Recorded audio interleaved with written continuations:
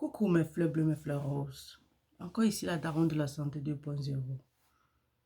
Si je décide de faire cette vidéo, c'est pour un peu faire le Congo ça. Un petit bavardage sur la toux et le Bactrim. Bon, je ne sais pas par où commencer. Je ne sais pas si je veux parler seulement de la toux ou du Bactrim. Je ne sais pas s'il va me mélanger. Mais vous savez bien que j'aime les liaisons. Déjà pour commencer, le Bactrim, qui est un antibiotique, une combinaison de deux produits, ne doit pas se prendre chez les enfants de moins de 12 ans. Et s'il s'avère qu'on veut donner aux enfants de moins de 12 ans, c'est sur prescription médicale et bien suivi, avec une surveillance vraiment continue, ou alors je vais dire une bonne surveillance. Mais vous savez que chez nous, on s'en fout. On n'a même pas besoin des prescriptions. On se prescrit des médicaments seuls. On en prend à des dosages comme on veut. On ne regarde même pas la date de péremption. On ne respecte même pas le nombre de jours. Pour nous, c'est genre, ça a commencé, je prends, si c'est que je peux me prendre 7 jours, 8 jours, 9 jours, 10 jours, 11 jours. Pourtant, le Bactrim, on ne doit pas atteindre 15 jours de prise. Et en plus, on doit prendre durant les repas. Donc, je suis un peu en train de vous brosser un tout petit peu la notice. Que je ne devrais pas, parce que vous devrez lire les notices. Vous ne pouvez pas prétendre vouloir prendre un médicament ou un produit sans savoir de quoi il s'agit et quels sont les effets secondaires. Le Bactrim, ok, a les effets secondaires, mais sur tous les organes. Que ce soit sur l'appareil urinaire, l'appareil métabolique, neurologique, je ne sais pas trop quoi, mais partout. Mais partout, comme les autres médicaments. Mais ce n'est pas pourtant dire qu'on ne prescrit pas, on prescrit. Le truc ici, c'est que vous devez être prêt à recevoir ces effets secondaires. Mais si vous ne lisez pas, comment est-ce que vous allez pouvoir le faire? Ici, un effet secondaire dont j'ai particulièrement envie de parler ou alors de dire, c'est l'allergie. Les enfants. Puisque les parents donnent aux enfants, alors qu'on ne doit même pas donner, que c'est déjà dangereux, il faut se rappeler que ça peut provoquer l'allergie. Et quand on parle ici d'allergie, on tire déjà au choc anaphylactique. Ça veut dire que l'enfant prend le médicament, il commence à changer, la gorge commence à grossir, à gonfler, pardon. Il commence à avoir les difficultés à respirer. On dit c'est la sorcellerie. Parce que c'est toujours la sorcellerie. Alors qu'en fait, l'enfant est en train de faire une allergie grave qui va le tuer. Bon. Puisque j'ai un peu parlé du Bactrim, je vous ai dit, le Bactrim, c'est un antibiotique. Tout comme les antibiotiques ont pour rôle de tuer les bactéries. Ça ne tue pas les virus, ça ne tue pas les champignons, ça tue seulement les bactéries. Et ce ne sont pas tous les antibiotiques qui tuent toutes les bactéries, non. Chaque antibiotique a sa cible. Par exemple, le Bactrim a pour cible, par exemple, une infection urinaire, une infection rénale, une infection urinaire, c'est la même chose, une infection pulmonaire, dans le sens général, ou alors des maladies de l'oreille comme la sinusite, la rhinite, s'il en faut, s'il faut utiliser, ou alors une autre infection d'autre type, c'est-à-dire qu'on peut prescrire le Bactrim. Mais il faudrait qu'il y ait une infection. C'est ce que j'essaye de dire en fait. Il faudrait qu'il y ait une bactérie qui soit en train de travailler et qu'on envoie le Bactrim maintenant le tuer. Mais s'il n'y a pas et tu donnes l'antibiotique, tu es en train d'affaiblir le système immunitaire de la personne. Le système immunitaire, c'est quoi? C'est un gros mot. C'est une partie de notre corps hein, qui est destinée à défendre les infections, à chasser tout ce qui n'est pas bon. Quand on dit partie, c'est comme si on retrouve ça quelque part. Non. Ce sont des cellules de notre corps destinées à défendre notre corps contre les agents étrangers. Donc, ça veut dire que si tu donnes le Bactrim à un enfant qui est en train de grandir, qui est même encore en train de se battre pour mieux construire son système immunitaire, ça veut dire que tu es en train de tuer l'enfant. Tu es en train de le priver de tout ce qu'il peut avoir de bon. Vous avez dit pratiquement un enfant qui est supposé avoir un système immunitaire fort, parce que, supposé, parce qu'il ne l'a pas encore, il est en train de grandir, le peu même qu'il ait un peu construit, toi tu es en train de tuer ça avec les médicaments. Et je sais que ce que je dis là va servir à rien parce que vous allez me demander que, mais, et s'il a l'atout? Parce que c'est pourquoi vous donnez le Bactrim aux enfants. L'atout n'est pas une maladie. Non, l'atout n'est pas une maladie, tout au contraire. Quand vous toussez, dites d'abord merci à Dieu. L'atout est un mécanisme de défense. Mécanisme de défense veut dire que quand quelqu'un veut te taper, tu bloques avec la main, tu te défends. C'est un mécanisme de défense. C'est ce que l'atout fait. Donc, avec le corps est tellement bien fait qu'il a tout prévu. Mais l'atout est un mécanisme de défense pour qui? Pour les poumons. Ça veut dire que dans les poumons, c'est seulement l'air qui doit entrer à l'intérieur. Et que l'oxygène qu'on respire, on rejette là, c'est tout. Quand quelque chose d'autre devait déjà entrer, l'eau, la nourriture ou alors les bactéries veulent déjà franchir la trachée, le corps active son mécanisme de défense à tout. Voilà pourquoi quand quelqu'un est en train de manger à table et cette personne s'étouffe, on dit de ne pas donner de l'eau, mais de tapoter le dos, de l'aider à tousser. Quand c'est très grave et que la personne s'arrête le coup, on dit de faire la manœuvre de Heimlich, que je ne vais pas venir vous expliquer dans cette vidéo, parce que cette vidéo sera longue pour rien. C'est pourquoi j'insiste, si quelqu'un est en train de manger à table et que la personne s'étouffe, ne lui donnez pas de l'eau. Ça veut dire simplement que les voies respiratoires sont ouvertes. Ça veut dire que la route qui conduit au poumon est ouverte. Dieu vient de dire que les poumons ne reçoivent que l'air. Si tu ouvres, si tu ajoutes de l'eau, ça veut dire que tu pousses ce qui est derrière ou ça veut dire que tu pousses derrière cette nourriture-là à entrer dedans. Les gens vont dire que mais c'est ridicule, ça n'a pas de sens. Simplement parce qu'à ce niveau-là, il y a la route qui conduit à l'estomac, c'est-à-dire l'œsophage, et il y a une autre route qui conduit au poumon. Donc, si la nourriture confond de route, comme on dit, avaler de travers, et que tu es en train de tousser, on doit t'aider à tousser, à repousser. C'est un mécanisme de défense tousser. C'est-à-dire que normalement, quand une personne a la toux, on doit dire merci. C'est-à-dire que les poumons se sentent en danger et ils se défendent. C'est leur façon de se défendre. Maintenant, je comprends que la toux peut être gênante parce qu'elle peut être sèche, grasse, nocturne, elle peut être vraiment permanente, c'est-à-dire sur une longue période. Elle peut être genre, c'est gênant de tousser, surtout quand on voit son enfant tousser, on se dit, mais qu'est-ce que je peux faire? Est-ce que je peux faire? C'est normal, la question est normale parce que, gars, moi-même, j'ai les enfants, c'est chaud. Gars, quand l'enfant touche, tu dis, mais qu'est-ce que je peux faire? Tu ne peux pas quand même lui donner les médicaments ou le Bactrim, ça n'a pas de sens. Qui t'a prescrit ça? Et c'est pourquoi? Pas me dire que c'est pourquoi. Pas me dire qu'il y a quoi dedans. Parce que c'est d'abord la question qu'il faut me se poser.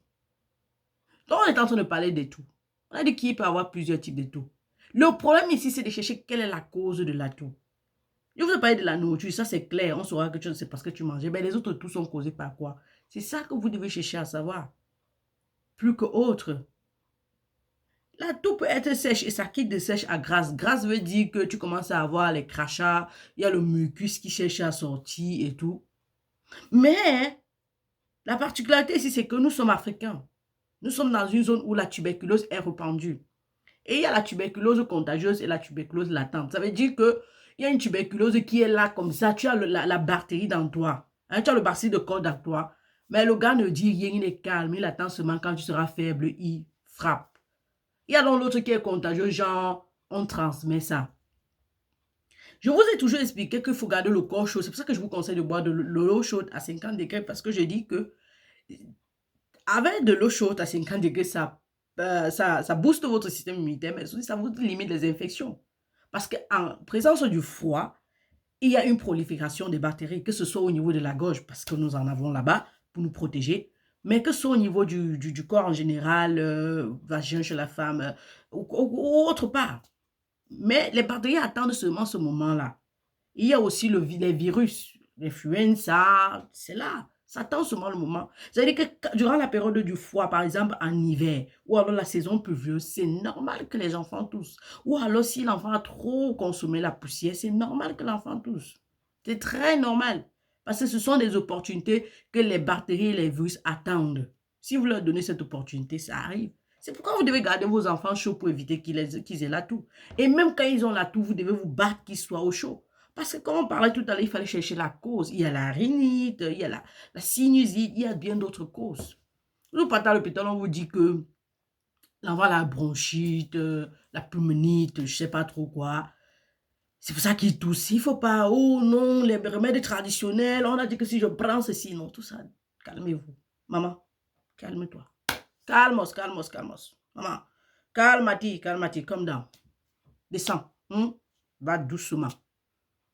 On a dit que c'est causé par quoi? Parce que s'il y a la bronchite, s'il y a la pneumonie, c'est une infection, c'est une inflammation. La pneumonie, tout ce qui se termine par IT, c'est une inflammation causée par quoi? Il faut bien partir, il faut bien retirer ça. Mais je parlais de la tuberculose parce que je voulais vous faire comprendre une chose. J'ai parlé tout à l'heure de la tuberculose latente en disant que elle est là, elle ne fait rien, elle se comporte comme un grand. Mais c'est pas pour dire qu'elle se comporte comme un grand, pour dire que si tu provoques cette bactérie, elle ne va pas se réveiller, elle se réveille. Donc, si vous donnez les bactéries aux enfants, vous rendez son système immunitaire, vous rendez leur système immunitaire faible. C'est-à-dire que si l'enfant avait chopé une tuberculose latente, c'est-à-dire que tu es en train de l'activer, tu es en train d'activer la bactérie parce que si le système immunitaire ne peut plus défendre, ne peut plus être en joie, bien faire son travail, c'est que tu es en train de lui donner l'opportunité de travailler, à cette bactérie de travailler.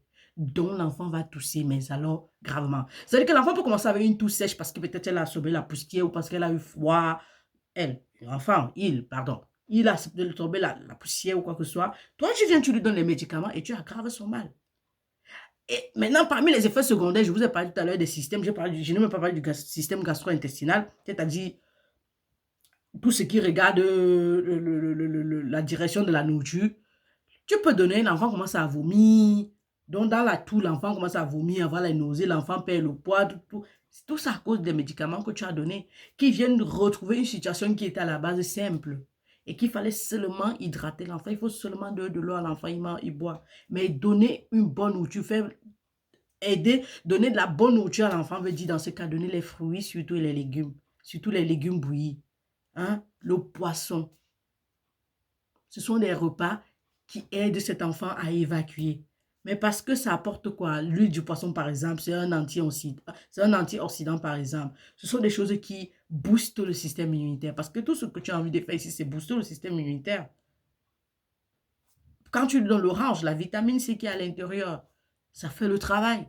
Quand tu donnes les fruits, les légumes, tu l'encourages, tu lui donnes de l'eau, l'hydratation seulement en soi, calme ses nerfs, là. C'est les démons qui sont activés là. On parle des virus. Le virus, on ne le soigne pas, on ne le traite pas, il est là. Il s'active quand il y a des éléments qui disent, gars, active-toi. Quand l'enfant a la grippe, tu lui fais le lavage nasal. Le lavage nasal, je vous ai dit, on ne donne rien à un enfant de moins de 2 ans qui a la grippe. Mais pour qu'on te donne même quelque chose, ce n'est pas que tu pars à l'hôpital d'un coup, on te donne quelque chose. Il faut qu'on consulte ton enfant, qu'on se rende compte que l'enfant a l'accumulation dans les poumons, je ne sais pas trop quoi. Mais il faut déjà qu'il y ait ça.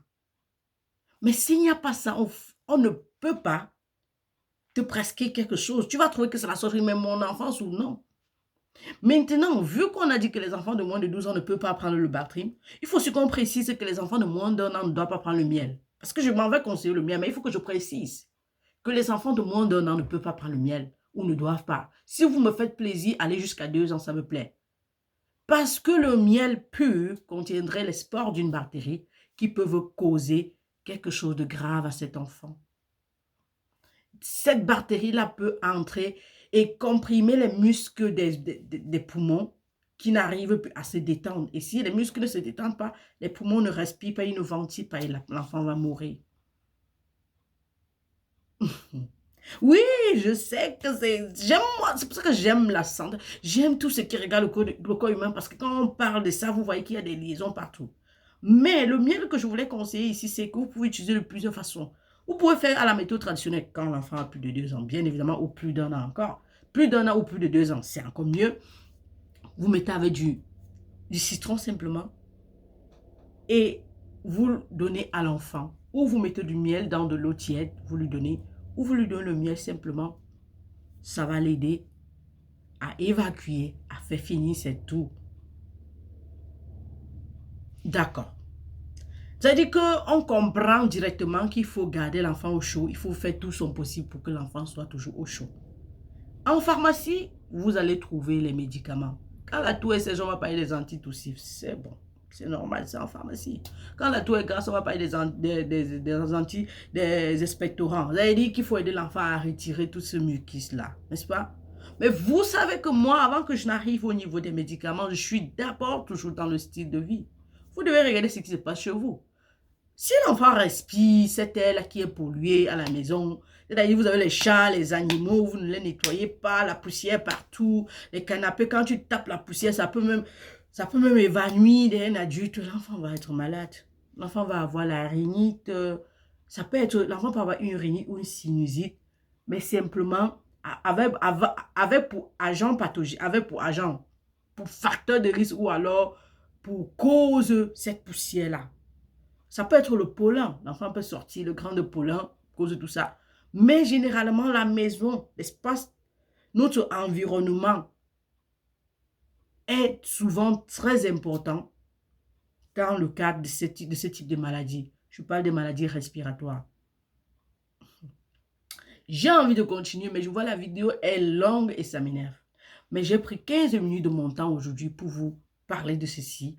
Je vous ai dit, mais j'ai tout raconté comme une fille très vierge qui est au couvent parce que je ne voulais pas crier, je ne voulais pas trop compliquer, pour faire comprendre l'impact de vos actions sur la santé, sur votre santé, sur la santé de vos enfants.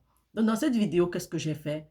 J'ai sensibilisé sur l'automédication et j'ai apporté beaucoup d'éléments qui vous servent et qui vont vous servir.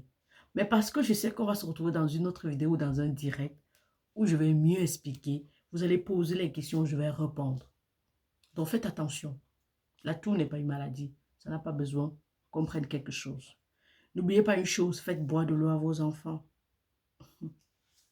J'ai dit de faire boire de l'eau à vos enfants. Je parle et je sais que c'est pour moi. Donc, on se voit alors dans une autre vidéo. Il y a un truc que vous voulez dire là, j'ai oublié. Bon, quand il veut me rappeler, il veut faire une autre vidéo, on va se dire, ok? Cheers!